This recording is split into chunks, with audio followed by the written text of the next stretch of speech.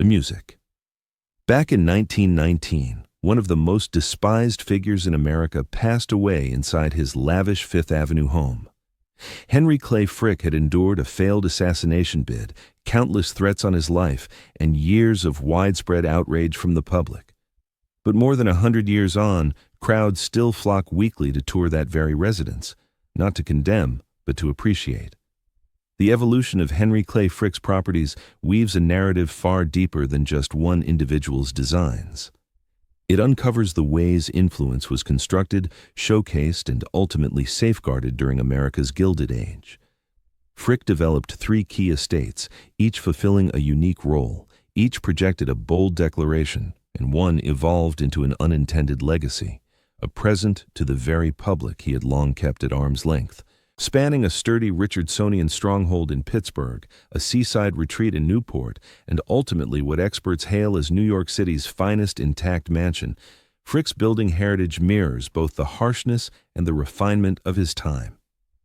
This isn't merely a tale of opulence and elegance. The estates Frick erected were funded through one of the deadliest labor disputes in U.S. history. They were crafted by top-tier architects that fortune could secure, and stocked with treasures selected deliberately to secure his status not only among the elite, but as a patron of the arts. What sets Frick's building saga apart isn't the grandeur of his creations. Plenty of tycoons did that. It's their endurance. As Vanderbilt estates crumbled under demolition, Cruz and Astor retreats faded into oblivion, Frick's Manhattan home persisted. So why did it last? If you appreciate these explorations of Gilded Age designs and the dynasties behind such remarkable abodes, hit like on this video and subscribe. Your backing enables these in-depth looks. I'd also welcome your thoughts in the comments if you have extra perspectives on the subject. With that, let's step through the doors. Roots in Pittsburgh, the wealth fueling the structures. Henry Clay Frick entered the world in 1849 within a simple farmhouse in western Pennsylvania. Nothing in his youth hinted at future ownership of some of the nation's premier dwellings. His household scraped by financially. Schooling stopped for him at age 17. Yet Frick held an asset far surpassing any family fortune, unwavering focus on his goals and readiness to take any steps required to achieve them. At 21, Frick took out a loan and invested in the coke industry. Coke, the refined coal vital for making steel, was on the cusp of booming as a top earner in America's industrial boom. Pittsburgh stood as the heart of steel production, and Frick planted himself right at the crossroads of resources and markets. By his mid-20s, Frick had amassed $1 million fortune, not via breakthroughs or creations, but via unyielding optimization and extracting peak returns from every load of coke his facilities churned out. He outpriced opponents, absorbed competitors, and forged a near-total monopoly, dominating about 80% of the coke-feeding Pittsburgh steel plants. In 1881, Andrew Carnegie took notice. Carnegie required coke, Frick dominated its supply. Their alliance made sense, even if it lacked personal warmth.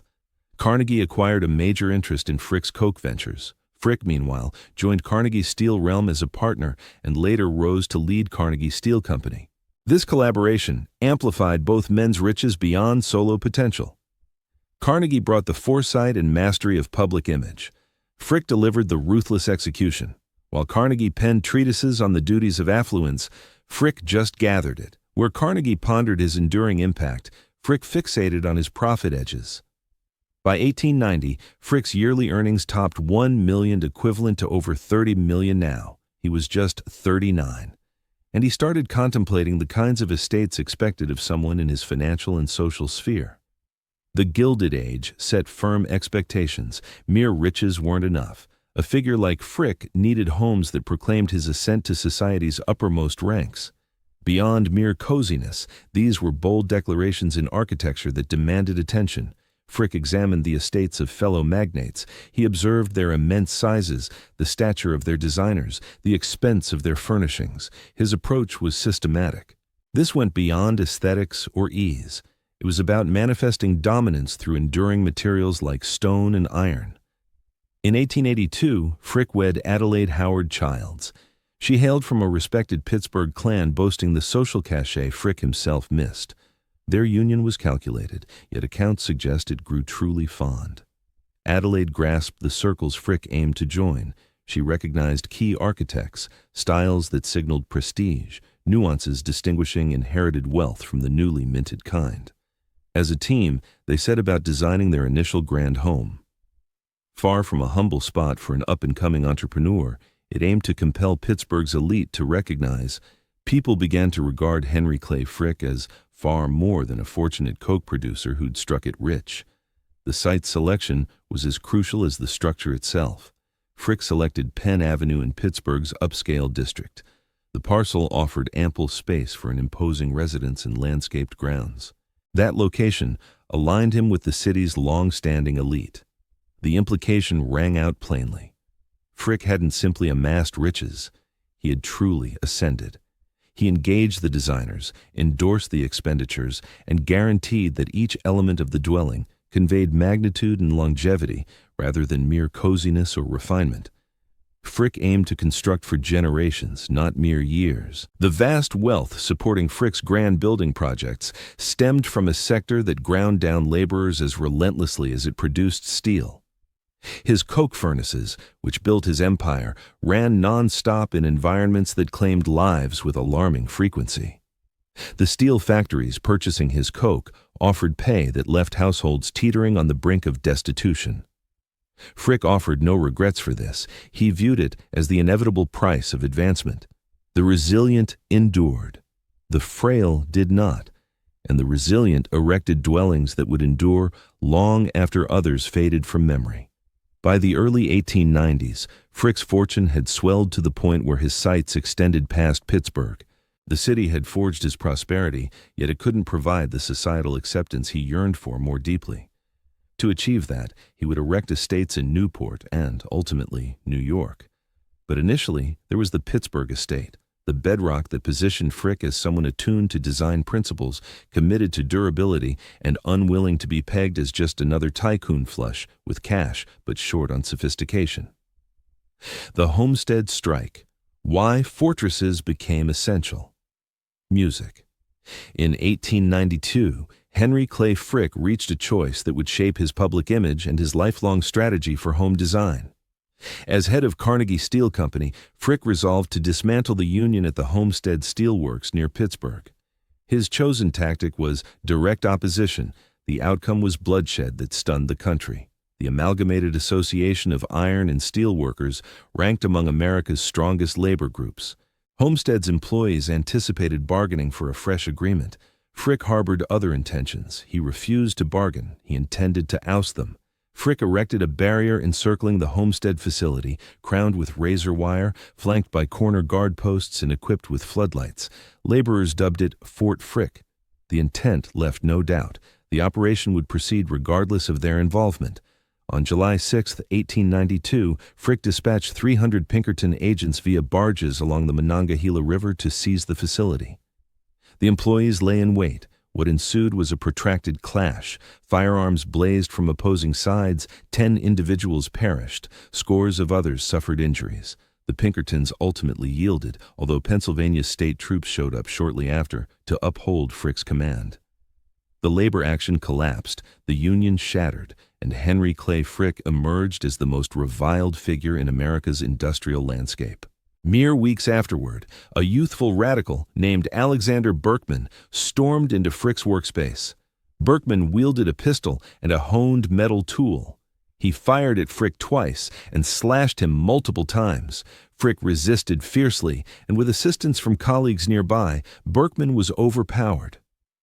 Frick declined medical transport until his daily duties concluded. Surgeons extracted the projectiles, closed the gashes, and he resumed his seat. Come morning, he returned to work. To laborers, rivals, and any who dared test his determination, the signal was unmistakable. Henry Clay Frick could not be cowed. Yet the near-fatal assault altered a core aspect of Frick's stance on personal protection and house planning. A survivor of gunfire in his private quarters grasped that affluence drew assailants, influence bred adversaries, and residences required more than luxury. They demanded fortification. The Homestead conflict and the attack unfolded precisely as Frick outlined his initial grand Pittsburgh home. The overlap was deliberate. Clayton, the Penn Avenue property he developed, featured defensive elements rare in personal homes: robust build quality, sparse lower-level openings on vulnerable sides, barriers engineered for endurance. This wasn't mere suspicion, it was sound judgment. Frick had incurred foes intent on his demise. His properties would embody that harsh truth. The Homestead episode also sharpened Frick's view of his ties to society at large. Popularity held no value for him. Command did, or, to be exact, dread, and design could instill that more potently than any publicity campaign. While Andrew Carnegie escaped to Scotland amid the Homestead turmoil and devoted years to mending his standing, Frick issued no concessions. He crafted structures that proclaimed his unyielding stance, his refusal to yield or temper, his embrace of his true essence, a victor unapologetic. The turmoil ravaged sea. The fallout from the Homestead strike irreparably damaged the bond between Carnegie and Frick. Carnegie held Frick responsible for the disastrous publicity fallout. In turn, Frick accused Carnegie of lacking bravery. Their collaboration staggered on for 8 more years, yet the mutual faith had vanished. For Frick, the takeaway rang true. Alliances proved fleeting, while structures endured. It made more sense to channel resources into masonry rather than human connections. Following the Homestead turmoil, as Frick's reputation solidified into a mix of antagonist and icon, his dreams of grand constructions swelled. He refused to erect humble dwellings that hinted at remorse or withdrawal. Instead, he aimed to construct bastions that proclaimed triumph. The lives lost among Homestead's laborers indirectly funded these estates. The union paychecks that Frick abolished transformed into polished marble surfaces and rich mahogany trim. The withheld retirement funds materialized as exhibit halls and manicured landscapes. This wasn't figurative language, it was straightforward ledger work. Frick grasped the reality but remained unmoved. The realm favored those bold enough to seize it and defend it. Edifices served as proof of that capability. By 1893, in spite of, or maybe due to, the Homestead events, Frick's fortune kept expanding. The labor dispute had slashed operational expenses. The facility ran with unprecedented efficiency. Frick started envisioning not merely a single estate, but a collection of homes positioning him prominently in Pittsburgh, Newport, and later New York. Everyone would fulfill a distinct role. Each would convey a bold declaration, constructed with fortifications mirroring the undeniable truth that Henry Clay Frick faced formidable foes eager for his downfall.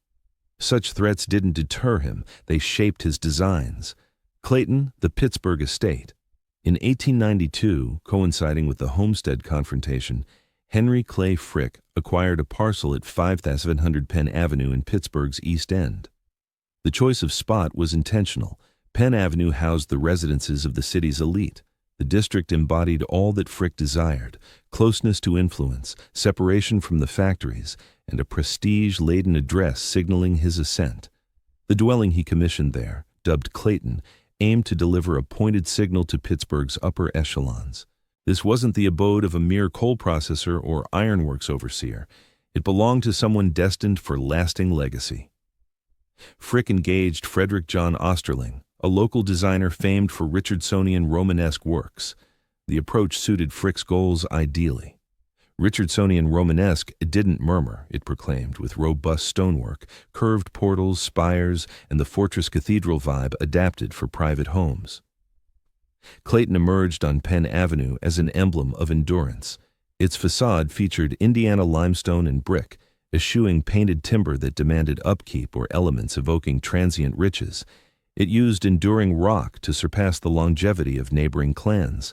The interior spanned 23 rooms over 4 levels. Impressive, yet restrained by gilded age measures. The Vanderbilts crafted palaces with 70 chambers. The Astors hosted in halls for 1,000 guests. Frick's local manor impressed without excess. He sought esteem, not extravagance. The ground level set the tone right away. A vast entry hall with somber wood linings and an imposing stairway welcomed arrivals.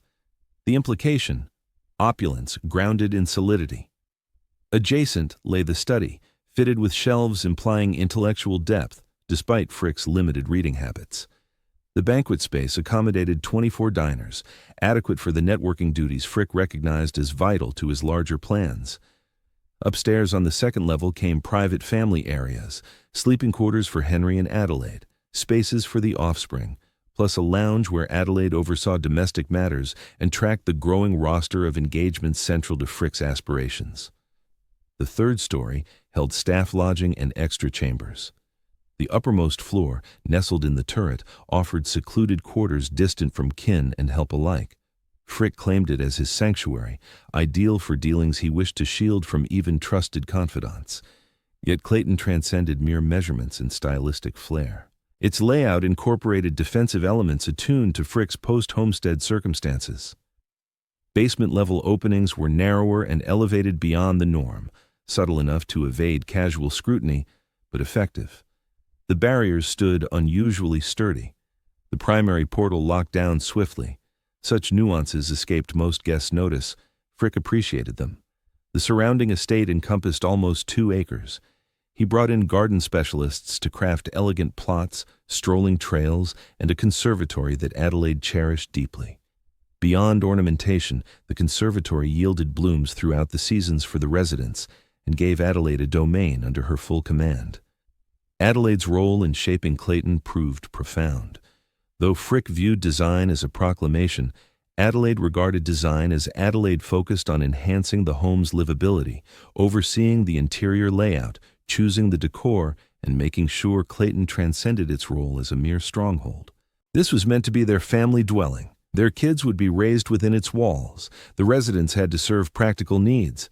Frick and Adelaide raised 4 offspring, but tragically, just 2 reached maturity. Their oldest girl, Martha, passed away in 1891 when she was only 6 years old. The loss crushed Adelaide. Young Henry Clay Frick Jr. followed in 1898 at age 4. These heartbreaks left lasting scars on the couple and infused Clayton's living areas with a somber air that stood in sharp relief to its impressive exterior. The estate evolved into a venue for both societal displays and hidden sorrow. Frick hosted professional contacts in the ground-level parlors, even as the upper levels echoed with the ghosts of children who never matured. This contrast between outward show and inner torment shaped Clayton in dimensions beyond any blueprint's reach. By 1885, the project reached fruition. Expenses topped $500,000, akin to about $17 million in modern terms. In Pittsburgh terms, that represented a hefty outlay. For Frick, though, it marked only a starting point. Clayton positioned him as a respected commissioner of architecture. It showcased his grasp of solid building practices, fitting aesthetics, and prime siting. Local elites could no longer brush him off as tasteless nouveau riche. The mansion forbade such judgments. Yet Clayton also exposed Frick's boundaries. No matter his riches in Pittsburgh, the city forever viewed him as the figure behind the Homestead clash. The shooting had unfolded in a local office. The labor unrest had dominated Pittsburgh headlines. No level of refined building could wipe that slate clean. Frick came to realize that to be etched in memory as more than a union antagonist, he must construct outside Pittsburgh's shadow. He required homes and spots where his image could start anew, where buildings and collections might shape his legacy ahead of the past's verdict. Newport stood out as the obvious progression. Leading tycoons all kept seasonal homes there. The cluster of Gilded Age fortunes in that compact Rhode Island enclave was vital for those harboring grand social goals. Frick shared such aspirations. New York would follow in time. It demanded greater funds, finer artworks, and meticulous strategy. But Newport was feasible immediately. Clayton fulfilled its role. It anchored Frick in Pittsburgh, it validated his ability to oversee major designs, and it clarified his desires for future properties. Greater seclusion, stronger safeguards, tighter oversight of visitors and access rules. Pittsburgh had forged his wealth. Clayton had delivered his initial building legacy, but neither could provide the sanctuary he now craved, one free from his history trailing him everywhere. He would craft such a retreat in Newport, then in New York. Eagle Rock, the Newport property. In 1899, Henry Clay Frick acquired a parcel in Newport, Rhode Island for $295,000. The site lay in Pride's Crossing, a zone slightly beyond the densest cluster of Newport's grand homes. The land prioritized what Frick prized above neighborly closeness: seclusion. Eagle Rock, the name Frick bestowed on the property, served as his seasonal base for the subsequent 20 years, yet dubbing it a Côte d'Oiseau, as Newport locals politely termed their sprawling compounds, understated its scope. Eagle Rock was crafted as a versatile dwelling, intended to affirm Frick's place among lineages whose affluence traced back before the Civil War. Frick engaged Peabody and Stearns, a prominent Boston firm boasting a strong track record in Newport. They had crafted numerous seasonal retreats for clans like the Vanderbilts and Whitneys. Their approach blended British rural manor vibes with expansive American proportions, precisely Frick's vision. The structure itself was impressive, yet not the island's biggest. Sources estimate 30 to 40 chambers, with records differing on the precise count. Its outer layer adopted the shingle style, a favored option for Newport properties that evoked relaxed sophistication over continental castle-like ostentation. Still, relaxed was a matter of perspective. Beneath Eagle Rock's shingled exterior lay a building executed with the identical commitment to durable craftsmanship that characterized Clayton. Sturdy barriers, top-tier substances, enduring flourishes. Frick erected nothing prone to decay within his years. The ground level revolved around venues tailored for hosting. A grand entry hall greeted arrivals and linked to the key chambers. The sitting area could host dozens with ease. The formal dining space fit 20. These weren't cozy family nooks. They were arenas engineered for the public displays essential to gaining stature in Newport. Frick's study at Eagle Rock garnered special care. In contrast to Clayton's library, which leaned more toward showcase than utility, this one turned into a productive office where Frick handled affairs during a summer periods, brought Henry Frick closer to the elite circles of society. Telegraph lines ensured he stayed in touch with affairs in Pittsburgh and New York. The interior of the residence blended cozy elements with the dignified air befitting a dedicated art enthusiast. Back at Eagle Rock, Adelaide's oversight proved far more dominant than it had been in Clayton. She oversaw domestic operations, supervised the servants, and coordinated the seasonal events that gave the property its raison d'etre. The social fabric of Newport adhered to rigid conventions. Adelaide grasped these norms more intuitively than Henry could. Her ease in navigating etiquette turned Eagle Rock into a viable social hub in ways mere design could not. The surrounding terrain at Eagle Rock spanned over 10 acres. Frick engaged landscapers to craft gardens that stood out among Newport's finest. Structured gardens close to the structure gave way to wilder, more organic scenery at the boundaries. Meandering trails let inhabitants and visitors explore the estate while upholding the artful illusion of natural grace. A key aspect of Eagle Rock was its isolation from adjacent properties. In contrast to the clustered mansions along Bellevue Avenue in many Newport settings, Eagle Rock retreated from the street, buffered by generous expanses. This setup allowed Frick to host gatherings free from concerns over nearness to households that might recall his homestead strike past. Such seclusion opened doors to reshaping his public persona. Newport's high season stretched from June to September. In that stretch, Eagle Rock functioned as the Frick's main dwelling. Though he traveled to New York and Pittsburgh for work as needed, the family pivoted to Newport during the vital period when the elite converged. The summer workforce at the estate topped 20 individuals, including gardeners, chambermaids, cooks, and valets. Operating Eagle Rock demanded meticulous coordination, which Adelaide handled with the exactitude of a strategic offensive. Each dinner, each visitor, each engagement was meticulously scheduled, carried out, and evaluated for its effect on the family's status. Frick leveraged Eagle Rock to build alliances that would aid his forthcoming endeavor, securing a foothold in New York. Newport offered entry to clans who dominated Manhattan's social scene. The Astors vacationed there each summer. The Vanderbilts owned several homes in the area. Encountering such lineages on impartial territory, distant from the manufacturing stigma that clung to figures like Frick, forged connections unavailable back in Pittsburgh. Yet, Newport also exposed the boundaries of Frick's societal aspirations. He received invitations to select affairs, but found himself barred from others. Established wealth groups tolerated his attendance without bestowing true belonging in their realm. His riches were too recent, his notoriety too contentious, and no degree of refined building could wholly dispel those shadows. Frick came to see Newport as a temporary platform, rather than an endpoint. The most influential households wintered in New York. There, influence coalesced as the chill set in. There, Frick aimed to root himself for good. Beyond networking, Eagle Rock offered solace to Frick's remaining offspring, Helen and Childs, providing a respite from Pittsburgh's soot during summer stays. Both siblings formed enduring bonds with Newport that persisted lifelong. Helen, especially, maintained ties to Eagle Rock long after her father's passing. The property's construction drew from insights gained at Clayton. Protection stayed a priority, though subtler now.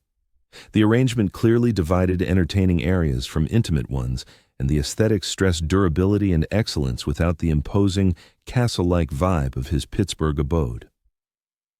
Over the 18 years Frick held Eagle Rock, Newport transformed from a cluster of vacation homes into a showcase of lavish builds.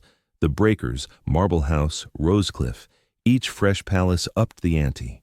Frick observed this shift keenly, but refrained from joining the frenzy. Eagle Rock met his needs adequately. His grander visions and design were shifting elsewhere. By 1910, Frick's visits to Eagle Rock dwindled. Obligations pulled him toward New York more often. His artworks demanded space beyond what the Newport villa could offer. He started envisioning his crowning achievement, a Manhattan home that doubled as a showcase. Eagle Rock had fulfilled its role. It positioned him within Newport's elite. It anchored the family's summers for 20 years, and it clarified his desires for a New York base. Ample room for collections, enhanced safeguards, and a layout adaptable from family retreat to cultural venue. In 1917, Frick parted with Eagle Rock. The property had done its job. He turned his full attention to the Fifth Avenue residence and the enduring mark it would leave. Newport had been a rehearsal. New York promised permanence, his vision unfolding on East 70th Street. By 1912, Henry Clay Frick resolved that his enduring architectural imprint would take shape in New York City. At age 63, with wealth surpassing $100 million, he aimed to construct a structure that would surpass the fleeting estates built by the Vanderbilts and Astors. For almost 10 years, Frick had mulled over acquiring a grand home in the city. He leased opulent residences along Fifth Avenue as he scouted for an ideal site. The position was crucial. It had to convey prestige and offer sufficient space for the expansive dwelling he imagined. In 1913, Frick acquired the full block along Fifth Avenue from 71st to 72nd Streets. The parcel overlooked Central Park. By Manhattan's measures, it was vast, 150 feet wide on Fifth Avenue and extending 200 feet inward. The price reached $250,000, about $75 million in modern terms, solely for the ground. The spot was ideal, sufficiently uptown to evade the business creep eroding older Fifth Avenue homes, yet near the affluent districts of the 60s and 70s for social relevance, and right opposite Central Park, ensuring unobstructed southern vistas against any later developments. Frick was clear on his aversions. He rejected the French chateau style of the Vanderbilt's abodes, which already seemed outdated. He shunned flashy ostentation labeled as nouveau riche vulgarity, and he avoided designs unfit for future public use. This final aspect was paramount. Frick's thoughts on his heritage had grown precise. He observed Andrew Carnegie's twilight efforts to distribute his riches through named libraries. Frick found it intriguing, yet his ambition called for distinction, not his moniker on numerous edifices, but on a singular, flawless one. The residence at 70th Street was conceived from the outset to transform into a museum post-mortem, not right away, as Adelaide could reside there indefinitely, but ultimately welcoming visitors. Frick sought remembrance not for quelling the Homestead strike, but for bestowing upon New York a premier cultural gem. For this ambition to succeed, the design demanded excellence. Every element had to meet museum standards, endure for generations rather than mere years, and allow smooth adaptation from private home to exhibit space. Frick evaluated multiple firms before choosing Carrere and Hastings. They had crafted the New York Public Library, among America's finest Beaux-Arts masterpieces. Their standing aligned perfectly with Frick's needs, dignified, timeless, enduring. Thomas Hastings spearheaded the Frick endeavor. He grasped Frick's desire instantly, a home that appeared eternal, untouched by trends or ephemeral flourishes. It embodied unadulterated Beaux-Arts elegance at its pinnacle. The planning spanned more than a year. Hastings suggested a limestone edifice in French neoclassical vein, presenting 3 stories from the roadway with a recessed 4th level behind a balustrade.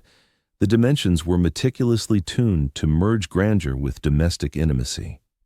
After all, this was a family abode, not an official edifice. That nuance was essential.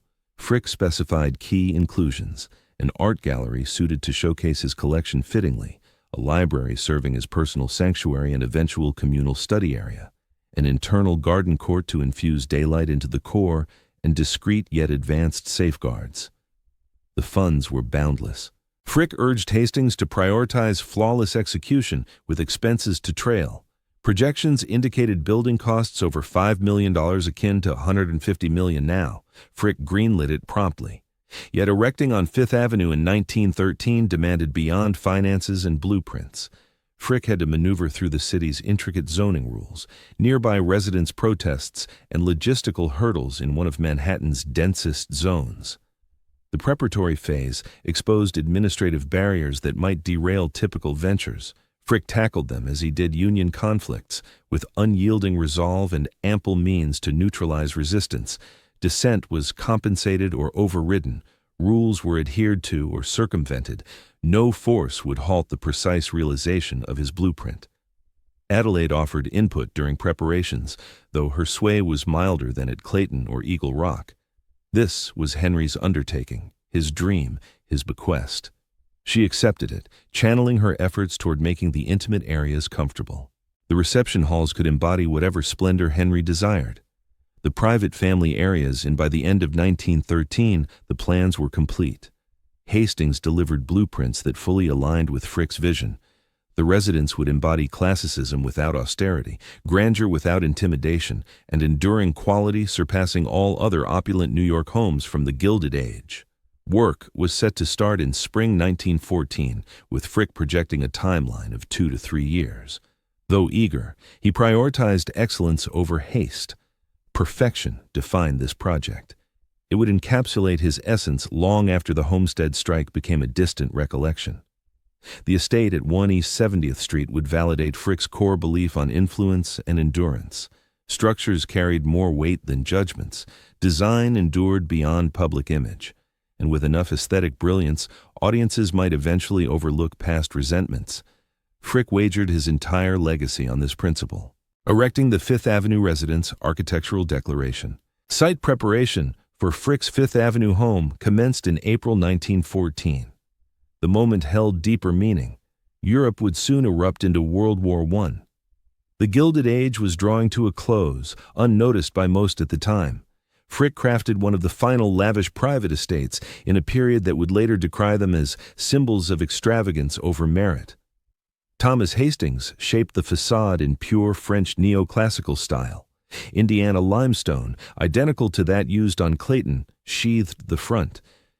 Yet this application displayed a refinement unseen in Pittsburgh. Each stone was precisely hewn, seams blended seamlessly. The result mimicked a monolith sculpted from one vast block, not pieced from countless units. The dimensions impressed. Along Fifth Avenue, it spanned 140 feet, extended 76 feet in depth, featured 3 main levels, and included a setback 4th story screened by a stone balustrade. The elevation struck a harmony between prominence and poise, imposing yet not overbearing, unlike the ornate chateau-style Vanderbilt properties nearby to the south. The entry positioned dead center on the Fifth Avenue front, a solitary portal framed by pillars and crowned with a sculpted limestone tympanum. No sweeping portico as in other grand houses, no tiered doors for varying ranks of visitors. A single threshold conveyed exclusivity. This was a private sanctuary by invitation alone. Hastings incorporated classical motifs extensively, but shunned rigid historical mimicry. Pillars drew from Doric forms, adapted to suit the structure's demands. Fenestration consisted of elongated rectangular openings with understated borders, free of ornate crowns or ornamental flourishes. The rooftop silhouette remained crisp, interrupted solely by discreetly placed vents. Each choice advanced the pursuit of eternal sophistication. The building phase proceeded with deliberate precision and lavish funding. Frick engaged the George A. Fuller Company, among New York's elite contractors. Fuller had erected the Flatiron Building and numerous landmark endeavors, their excellence mirroring Hastings's design aspirations. The groundwork plunged 30 feet, exceptionally deep for a private dwelling. Frick sought foundational stability to endure for generations. Subterranean areas housed artwork vaults, wine cellars, utilities, and servant quarters. No detail escaped scrutiny. All mechanisms prioritized dependability and extended service life. The steel skeleton underpinning the mansion was intentionally robust beyond necessity. Lighter framing could have sufficed, but Frick demanded capacity far exceeding standard homes. His intent stretched beyond his own era. The edifice must withstand New York's harshest trials for 2 centuries. Limestone arrived from Indiana quarries, chosen for uniform hue and resilience. Pieces underwent rigorous checks prior to placement, imperfect ones were discarded, cost be damned. The Fuller team noted that 15% of the stone failed inspection, a remarkable discard figure underscoring Frick's unyielding demand for flawlessness. Sash windows came bespoke from France, bronze casings rather than timber, with triple layers and spots for acoustic insulation. Panes achieved lens-grade clarity, devoid of flaws or imperfections. Frick desired unobstructed views across to Central Park and total shielding from the din of Fifth Avenue's bustle. The covering used copper sheeting, eschewing slate or clay tiles. Over years, it would develop a verdant patina, which Hastings deemed ideal against the stone. Crucially, copper demanded minimal upkeep and promised longevity superior to alternatives. Frick endorsed the premium price without debate. Protection wove subtly into the design. Street-level panes looked larger than reality, recessed into recesses that thwarted break-ins. The hardware featured. Among the top selections from Yale and the city, the entrance doors were crafted from solid bronze rather than mere wooden panels clad in metal. The whole structure was engineered for swift fortification when required.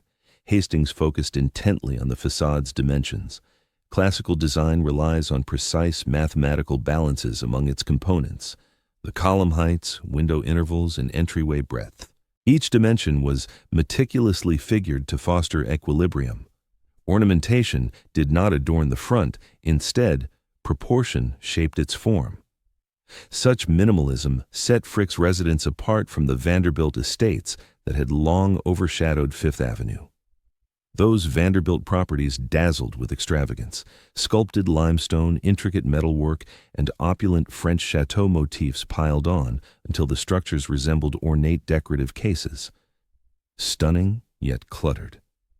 Frick's home embodied the contrary approach, serene, self-possessed, and classically balanced, where any alteration would disrupt the integrity. Hastings produced a design that appeared straightforward but demanded exceptional expertise to realize. The elevations along 70th and 71st Streets garnered almost equal care as the Fifth Avenue side. Hastings recognized that Manhattan residents would view the edifice from various perspectives. The limestone cladding extended to every face, window ratios stayed uniform throughout. This avoided any deceptive facade masking inferior build quality in the rear. Uniform excellence defined the entire construction. The garden, later positioned on the 70th Street flank, was conceived at the outset. An enclosed outdoor retreat in Manhattan was exceptionally uncommon. Frick demanded it nonetheless. The garden would supply daylight to inner chambers and serve as a separation from neighboring buildings. Its boundary wall from the street, constructed of limestone to harmonize with the residence, was crowned by bronze balustrades. By the close of 1915, the outer shell stood mostly finished. The mansion ascended on Fifth Avenue, just as Hastings had pictured it, graceful, enduring, and profoundly self-assured. Press reports soon hailed it as one of New York's premier residential architectural achievements. Experts in design commended its moderation and proportional elegance, yet the shell was only the enclosure. Completing the inside would span 2 more years, revealing Frick's deeper aspirations. This went beyond a mere dwelling. It functioned as a gallery to showcase America's most remarkable private art assemblage. Hastings and the interior specialists confronted the task of crafting areas that served dual roles as living quarters and exhibition spaces. Chambers had to convey warmth for domestic use while upholding the dignity needed for exhibiting Rembrandt and Vermeer. Achieving that equilibrium proved subtle and demanded meticulous precision. Frick oversaw the building process firsthand. He frequented the site, scrutinizing progress and insisting on fixes for any shortcomings against his exacting criteria. The Fuller Company soon discovered that Frick tolerated no less than flawlessness. Budget excesses meant little. Superiority prevailed above all. In the opening months of 1917, the exterior reached completion, and inner efforts gained momentum. At 77, Frick yearned to occupy the home while his vitality permitted. The schedule tightened wherever possible without sacrificing standards. The edifice rising on Fifth Avenue signified far more than affluence or refinement. It embodied Frick's core conviction that buildings could reshape the past. The turmoil at Homestead, the shooting attempt, the years of widespread animosity, all might be countered by a creation so exquisite that memories of the enmity would eventually fade. It was a bold notion, and the residents at 1 East 70th Street would put it to the test. Within Padre for East 70th Street, the inner layout of Frick's Fifth Avenue home aimed to achieve a groundbreaking feat, operating as both a familial abode and a museum-caliber showcase. Thomas Hastings collaborated with decorators to fashion environments fulfilling these aims without sacrificing one for the other. Guests passing through the Fifth Avenue portal stepped directly into the entry vestibule. Unlike the sweeping staircases that defined many Gilded Age estates, this space felt personal, even understated by the era's measures. Polished marble underfoot, stone-clad walls, and illumination from an overhead dome. The intent was understated. You stand in a place of importance, but the true marvels await further in. From the vestibule, one could proceed to the mansion's premier communal area, the West Gallery. Stretching almost 70 ft parallel to the building's western edge, this chamber was tailored expressly for artwork display. Its dimensions suited paintings ideally. Soaring 19 ft ceilings offered ample verticality for sizable works without dwarfing them. Daylight streamed in via a ceiling aperture, augmented by tunable electric fixtures adaptable to varying daylight hours. During the day, the walls of that space were adorned with rose-colored damask, a selection that might strike us as odd now, but was deliberately chosen at the time. Its soft hue enhanced the gilded frames preferred by Frick and created a neutral setting that highlighted the artwork without drawing attention away from it. The flooring consisted of polished dark oak, gleaming like a mirror. Seating areas featured benches padded with coordinating upholstery, inviting visitors to pause and examine the pieces closely. In the West Gallery, Frick displayed a selection of his most prized canvases, including works by Rembrandt, Vermeer, Velázquez, and Van Dyck. This assortment reflected years of thoughtful collecting and substantial investments amounting to millions. Yet the design ensured that the building's features never overshadowed the art. All elements supported the focal pieces. At the mansion's southern extremity lay the library, which overlooked the garden and served as Frick's personal sanctuary, even though it was envisioned to transition into a public study area later on. English oak paneled the walls, while the ceiling boasted artistic painted sections. A grand marble hearth commanded one side of the room. The furnishings struck a balance between comfort and formality, accommodating Frick's daily use while anticipating its communal role.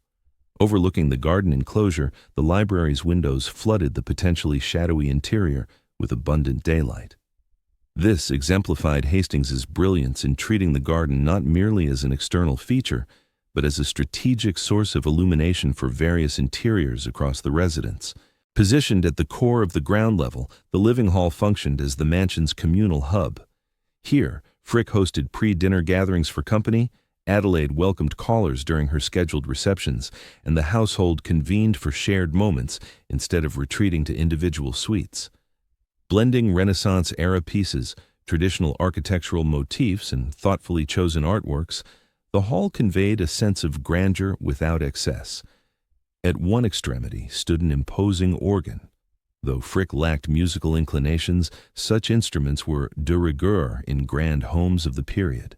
Beyond that, musical entertainment formed an essential aspect of elite social customs, so it remained.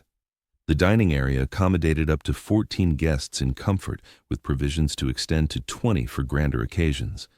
Crafted from English oak, the table was flanked by chairs upholstered in needlepoint designs that Adelaide had specially ordered. Artworks graced the walls, illuminated more softly than in the display areas. As a practical venue for routine meals rather than mere exhibition, it prioritized utility. The upper level was devoted exclusively to family and overnight visitors, with no public access. Frick's sleeping quarters claimed the southeast corner, offering views toward Fifth Avenue and the garden alike. For someone of his fortune, the main bedroom appeared remarkably understated, featuring solid, cozy appointments without lavish embellishments. It included an ensuite bath equipped with modern amenities and a walk-in wardrobe, but nothing extravagant. Adelaide's accommodations paralleled her husband's on the opposite side, though hers incorporated more opulent French pieces and textiles of her own choosing. Her private parlor allowed her to oversee domestic matters and handle the social engagements that, while diminishing with age, still demanded oversight. The rest of that floor held visitor suites, each styled uniquely yet aligned with the home's prevailing theme of subdued sophistication. Tailored for prolonged stays by relatives and the select circle of acquaintances Frick deemed worthy of such intimacy, these were inviting yet restrained. Up on the third level, further guest accommodations mingled with quarters for household staff. The divide was strict. Servants resided and toiled within the premises, but in zones distinctly partitioned from family domains. This arrangement was typical of the age, though implemented with exceptional meticulousness at the Frick residence. Recessed behind the front balustrade, the topmost floor housed utilities, extra storage, and adaptable areas to meet changing requirements over time. Drawing lessons from his prior estates at Clayton and Eagle Rock, Frick emphasized adaptability in construction. The uppermost level offered such versatility. However, the mansion's standout interior feature was the garden atrium, which wasn't finalized until following Frick's passing. Hastings had conceived it early on as an enclosed atrium to be glazed over eventually, channeling sunlight into the structure's heart while forming a verdant indoor haven observable from surrounding chambers. Across the residence, surfaces alternated between marble and deep-toned wood based on each area's purpose. Marble graced the exhibit zones for resilience and sound qualities, whereas wood warmed the personal retreats. Every selection of material fulfilled a deliberate role. Wall treatments shifted per space, but upheld a uniform standard of excellence, from limestone in entryways to wooden linings in the library and dining spaces, fabric sheaths in the galleries to suit the artworks, and simple plaster in the family zones. Each the finishes were carried out with exceptional precision at the peak of available craftsmanship. Hastings devoted meticulous care to entrances and the shifts between areas. Each entrance featured bespoke designs tailored to its setting. Bronze fittings were used consistently, steering clear of brass or inferior alternatives. The dimensions of every portal aligned harmoniously with those of the adjacent chambers. No element relied on conventional pieces. Nothing came from mass production. The wiring setup represented cutting-edge innovation for 1917. Experts from Edison's firm oversaw the setup directly. Illumination levels could be fine-tuned in each space. Power points were placed strategically to conceal any wiring. Controls consisted of tailored bronze panels echoing the entrance fittings. The framework was designed for future adaptability as innovations advanced. Warmth came from a centralized unit in the lower level. In communal areas, convectors hid behind decorative barriers to preserve uninterrupted sightlines. This setup ensured steady, pleasant heat across the entire structure, even amid Manhattan's harshest cold snaps. The residence incorporated several vaults for safeguarding precious pieces and papers. Certain ones stood in plain view, while others concealed within compartments or embedded in partitions. Frick's past encounters with burglary and the ever-present risk of blazes fueled his deep-seated caution regarding his treasures. Protective features were thorough, yet largely unobtrusive. By the end of 1919, the inside had reached a stage where the Frick household could relocate. Construction of the estate spanned more than 5 years and ran about $5 million, excluding the property itself. Overall, Frick's outlay approached $7,500,000, translating to over $200 million in modern terms. The dwelling at 1 East 70th Street fulfilled every aspect of Frick's vision: impeccable scaling, gallery-caliber interiors, comprehensive safeguards, and a layout primed for effortless transformation into a communal venue in due course. He savored it for a mere 2 months. Henry Clay Frick passed away on December 2, 1919. Frick's estate compared to fellow Fifth Avenue grand houses. Grasping the uniqueness of Frick's residence requires viewing it amid its surroundings. By 1914, Fifth Avenue stood as America's densest showcase of personal opulence ever. In just 20 blocks, it boasted more lavish homes than any similar stretch globally. Everyone proclaimed a bold assertion. Each vied for prominence. The Vanderbilt estates ruled the stretch below 50th Street. William Henry Vanderbilt erected a paired residence at Fifth Avenue and 51st Street back in the 1880s. His offspring followed suit with their own opulent dwellings in proximity. The Vanderbilt aesthetic drew from French chateau influences: elaborate tower-capped structures of sculpted stone, steep mansard roofs, a style that broadcast affluence via extravagance.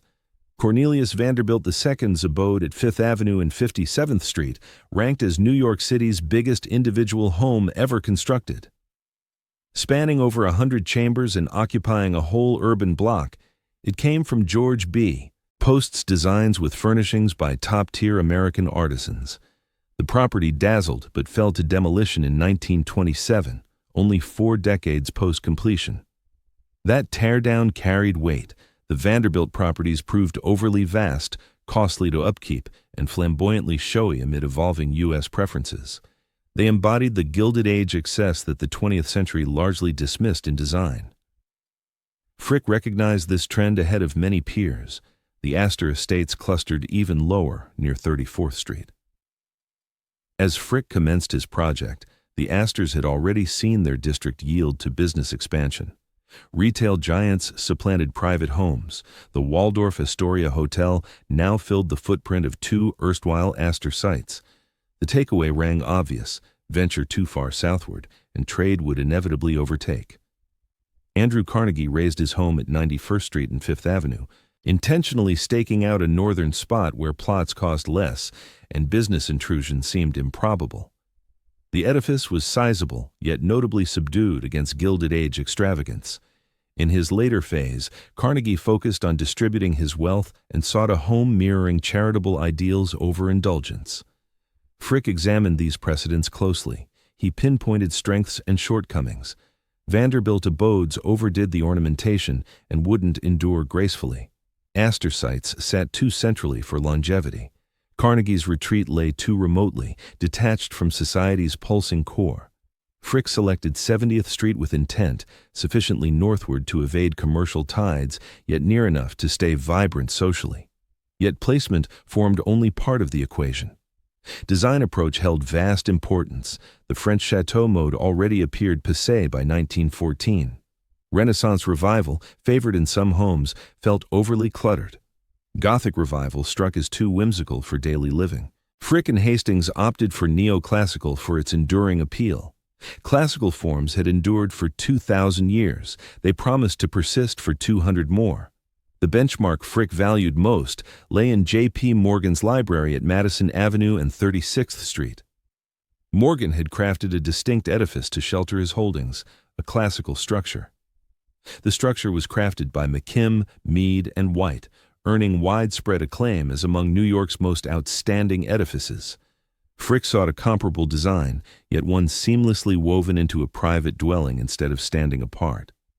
What set Frick's residence apart and ensured its endurance where rivals faltered was its conception from the outset as an institution open to the public while still serving as a personal abode. The Vanderbilt estates were primarily dwellings that incorporated exhibition areas. In contrast, Frick's home functioned as an art venue that simply included living spaces. This fundamental contrast decided the fates of these structures. Another key factor was its proportionate size. Frick's property was spacious yet restrained, 30 rooms rather than 100, refined instead of showy. Such moderation allowed for easy adaptation. Once the Frick family outgrew the full 30 rooms, the house could transition into a museum with minimal modifications. The Vanderbilt properties lacked that versatility. Frick had also observed his peers' difficulties with upkeep. Those grander estates demanded teams of 50 or more servants, with yearly expenses soaring into hundreds of thousands of dollars. As wealth dwindled or descendants grew disinterested, these places turned into burdensome liabilities. Maintaining Frick's mansion proved costly but feasible. Its dimensions supported long-term viability. The rivalry among Fifth Avenue's architectural marvels extended beyond aesthetics or prestige. It concerned longevity. Which creations could endure past the very age that birthed them? The Vanderbilt extravagances fell short, raised within mere decades. Frick's, however, triumphed. It endures to this day, mostly unaltered, thanks to its forward-thinking blueprint that anticipated life after its founder's time. By 1920, the bulk of Fifth Avenue's opulent residences were already outdated. Escalating property taxes and dwindling Pricer household help posed mounting pressures. The heirs who stood to inherit them embraced shifting ideals and focuses. Gradually, these grand homes succumbed. Frick's persisted because Henry Clay Frick had engineered its endurance from the start. The shift from intimate residence to communal gallery unfolded deliberately. Upon Henry Clay Frick's passing in December 1919, his will outlined clear directives. The home at Portsmouth East 70th Street was destined to serve as a public museum, though not right away. His spouse, Adelaide, could reside there indefinitely. Public access would commence only following her departure. At 61, when Henry died, Adelaide spent the next 12 years in the residence, preserving it precisely as he had arranged it. The artwork stayed hung, the furnishings unmoved. Daily life mirrored the era when Henry was present, save for Adelaide now dwelling there solo amid recollections. Those dozen years proved pivotal for the building's destiny. She might have sold it, dispersed the artworks, or disregarded his intentions altogether. The will afforded her such authority. Yet Adelaide grasped the essence of Henry's creation. She upheld his intent. In 1921, Adelaide initiated the residence's initial major update. She engaged John Russell Pope, a premier American designer, to craft an extension. This would enclose the garden courtyard that Hastings had envisioned but left unfinished. Pope fashioned a glazed ceiling atrium that flooded the structure's core with daylight while forging one of the home's loveliest areas. The garden court evolved into the revitalized museum's central hub. Pope shaped it with harmonious classical lines that echoed Hastings's foundational design. Pillars encircled a focal fountain, while greenery and blooms formed an indoor oasis. This area offered aesthetic appeal and practicality, linking display rooms as a connective zone. Pope further devised a fresh entry hall and adjusted various chambers to enhance visitor navigation. These tweaks were understated yet vital. A personal home and an open museum demand distinct pathways for movement. Pope's contributions enabled the property to fulfill dual roles without undermining Hastings's architectural legacy. Adelaide witnessed the completion of these enhancements. She oversaw each aspect, confirming that they amplified rather than clashed with Henry's foundational concept. Her stewardship assured a fluid evolution from private space to public showcase. Adelaide Howard Childs Frick passed away in October 1931 at age 73. Her loss initiated the residence's ultimate conversion. Now, the Frick Collection, as it came to be called, could welcome visitors. The estate's overseers confronted daunting obstacles. The Great Depression, underway since 1929, had left millions jobless. Cultural venues were faltering. Launching a showcase of a tycoon's opulent holdings risked appearing insensitive or even provocative. Still, the executors pressed forward. Frick's will had established a fund to sustain the museum. That fund proved adequate to sustain activities even amid the economic downturn. During the Great Depression, more people came to appreciate that safeguarding exceptional art treasures benefited society at large, no matter the origins of those treasures. The shift involved only minor structural adjustments. The upper-level personal areas turned into offices for administration and storage. The ground-floor exhibition rooms stayed mostly the same. The courtyard garden evolved into the main gathering spot for visitors. Extra display areas emerged wherever feasible, all while upholding the structure's home-like essence. The Frick collection welcomed the public in December 1935. Entry was gratis at first, but bookings were necessary to manage attendance. The turnout surpassed all projections. Even amid economic hardship and Frick's polarizing legacy, crowds flocked to explore the artworks and the grand home enclosing them. What guests encountered differed sharply from other New York venues.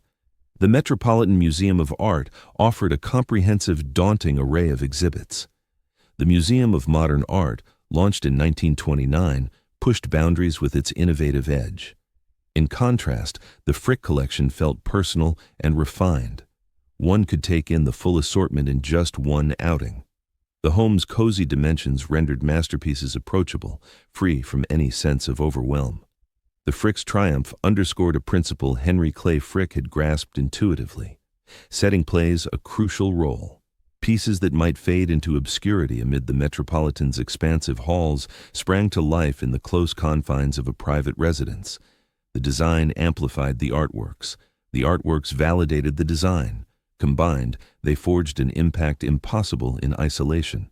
In the ensuing years, the Frick collection grew into one of New York's cherished landmarks. The residence endured with few alterations, embodying pristine Gilded Age domestic design. Patrons arrived seeking Vermeer and Rembrandt, yet lingered to savor the structure.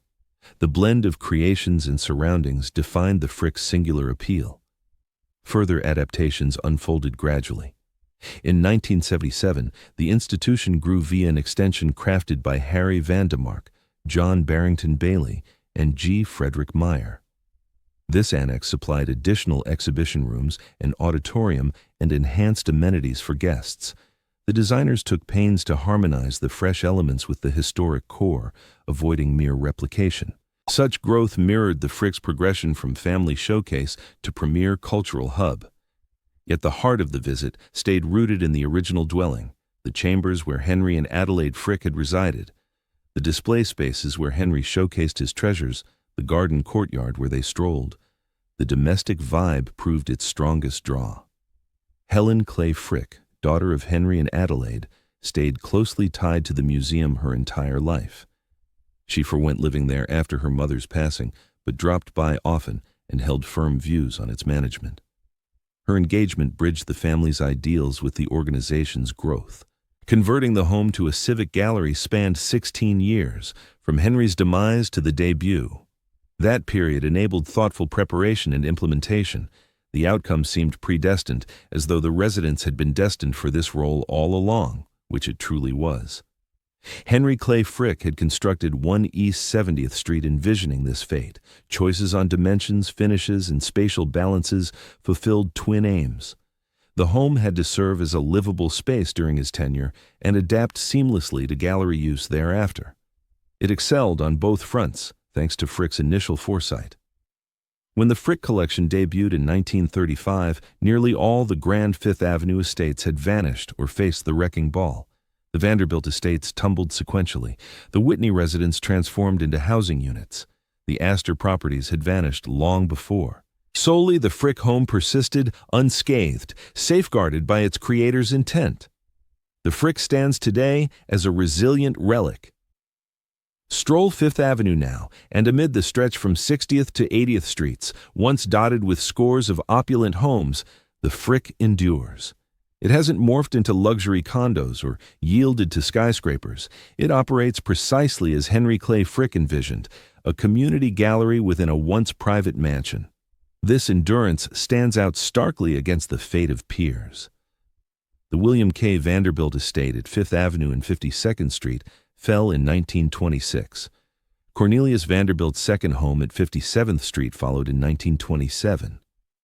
The Astor residences predated them in demolition. The Havemeyer House, the Whitney Mansion, the Huntington Palace, all erased, everyone lost. The Frick's preservation stemmed not from nostalgia or heritage safeguards. Those ideas hardly. The Frick endured amid the widespread demolition of grand estates because its creators envisioned a role extending far beyond mere habitation from the outset. As a museum, it benefits from safeguards that private residences could never attain. Shifting to public institutional purposes endowed the property with crucial legal and monetary defenses that ensured its preservation. Yet, mere endurance doesn't account for the Frick's enduring relevance. Its significance stems from delivering an increasingly scarce treasure, a genuine immersion in elite Gilded Age home design. Visitors traverse chambers that have scarcely altered since 1919. They witness artworks showcased in the very household environments for which they were originally obtained. They grasp the convergence of affluence and refinement during a time when affluent collectors could amass holdings comparable to those of state-run galleries. Each year, the Frick collection draws more than 300,000 guests from every corner of the globe. While the masterpieces lure them, the structure itself holds equal appeal. The residence imparts lessons in building history that no classroom talk or image can replicate. Appreciating Beaux-Arts principles comes alive in the environments crafted by Thomas Hastings. Sensing the intimate proportions suited to everyday living, rather than grand institutional displays, emerges from navigating those interiors. The garden court, finished by John Russell Pope during the 1920s, stands out as the structure's defining feature. Guests repeatedly single it out as their top spot, blending timeless architectural elements, sunlight, greenery, and the gentle trickle of the fountain's water fosters a serene vibe unmatched amid New York's array of exhibition venues. Although this area wasn't part of the home during Frick's occupancy, it embodies the legacy he intended for the site. The dwelling's home-like essence continues to be its most powerful asset. Distinct from facilities erected expressly as museums, the Frick conveys a sense of closeness. Rather than endless corridors of displays, one proceeds through a private abode where remarkable pieces simply reside. This nuance carries weight, rendering exceptional works inviting instead of daunting. Following Adelaide's passing, the Frick's holdings have expanded. Later editions have incorporated pieces that harmonize with the founding assortment. Nevertheless, the heart of the ensemble stays rooted in Henry Clay Frick's individual selections. The canvases he shared his life with, the statues he chose, the furnishings he employed.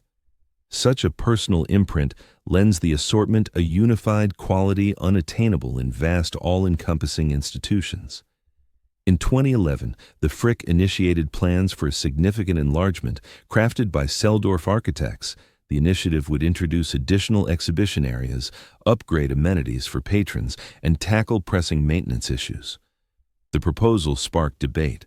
Critics contend that alterations risk diluting the estate's inherent charm.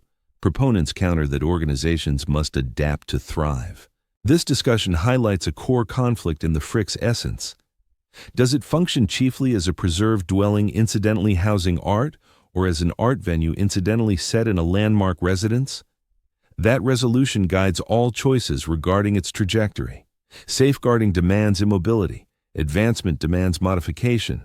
Striking harmony poses the key dilemma for the Frick's directors. Still, amid forthcoming extensions, the institution's foundation persists as the original residence, the chambers shaped by Hastings, the areas once occupied by the Frick family, the display zones Henry Clay Frick devised for his treasures.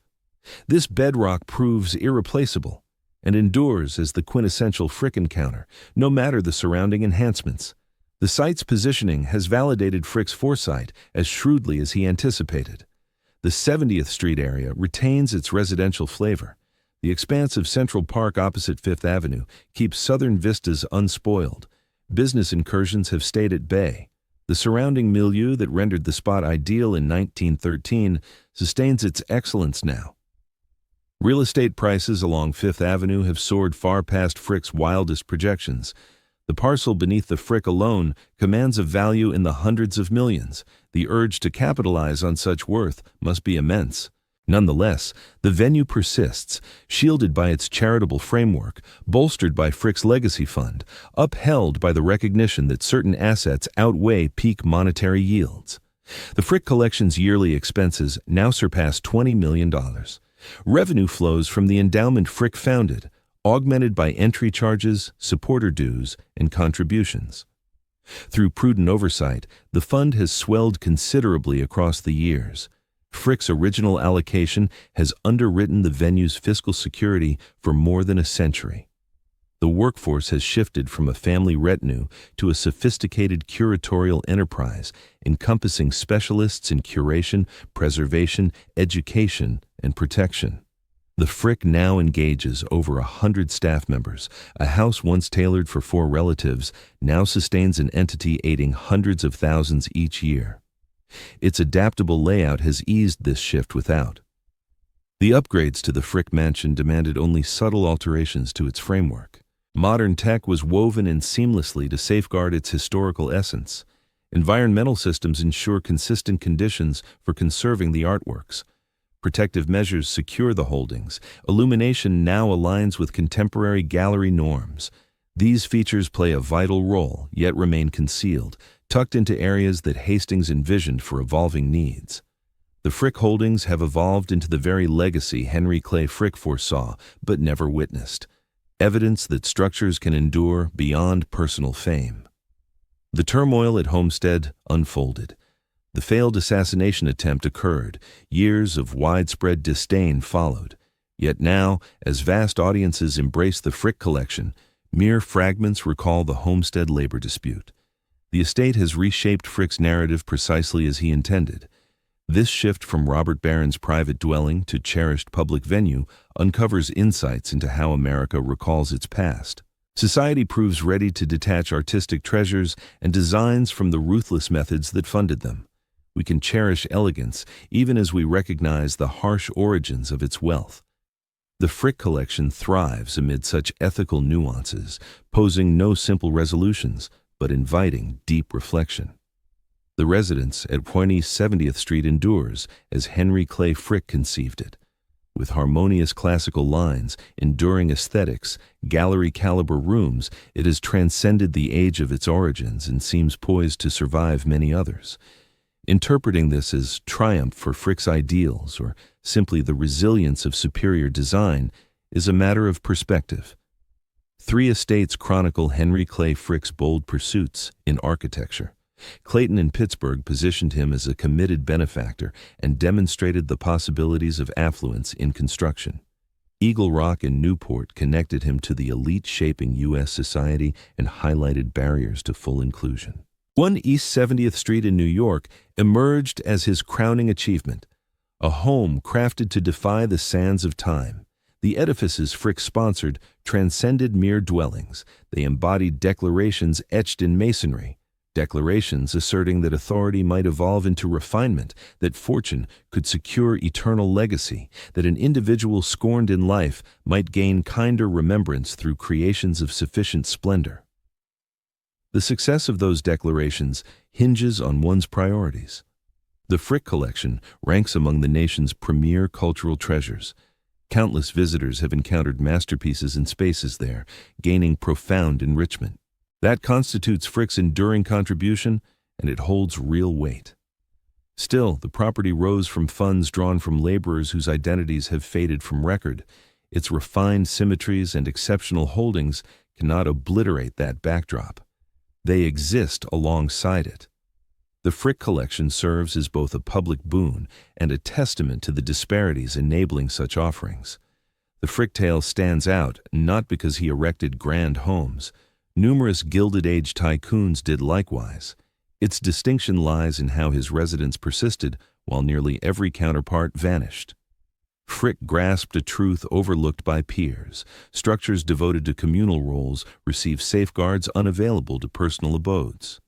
The home at 1 East 70th Street persists because Henry Clay Frick engineered its longevity from the initial blueprint onward, aiming for generations rather than mere decades. And his wager paid off. The edifice remains upright, the artwork stay intact. The figure who couldn't outrun his history in life has found partial absolution through design in death. Thanks for tuning in.